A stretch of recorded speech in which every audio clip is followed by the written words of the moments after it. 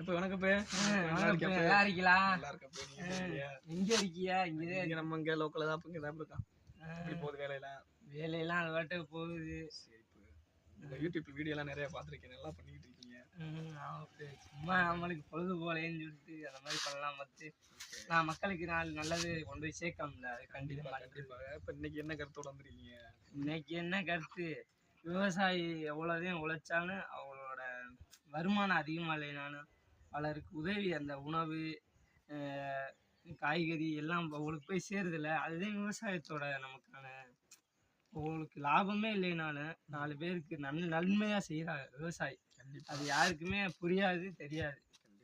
எல்லாரும் அசால்ட்டாக சென்னையில் இங்கே வெளிநாடு இங்கெல்லாம் இருக்கவங்க அசால்ட்டாக அவங்க காசு. நகர்ப்புறத்தில் இருக்கிறவங்களுக்கு இந்த கிராமத்து வாழ்க்கை அந்த விவசாயம்லாம் தெரியாது.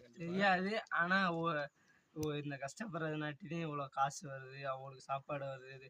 காசு எப்படி வேணால் சம்பாதிக்கலாம், ஆனால் சாப்பாடுன்றது விவசாயம் நாட்டிலே. ஒரு விவசாயி இல்லைன்னா நம்ம நாட்டில் சாப்பாடுன்றது பெரிய தட்டுப்பாடு. தமிழ்நாடு ஒரு விவசாயத்திற்கான பெரிய ஒரு முன்னேற்றமாக தான் இருக்குது.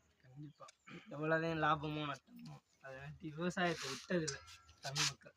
ஓகே சரி, நீங்களே சொல்லிடுங்க இந்த வீடியோவில். விவசாயத்தை ஒரே வார்த்தையில் சொல்லிடுங்க, ஒரு வார்த்தையில்.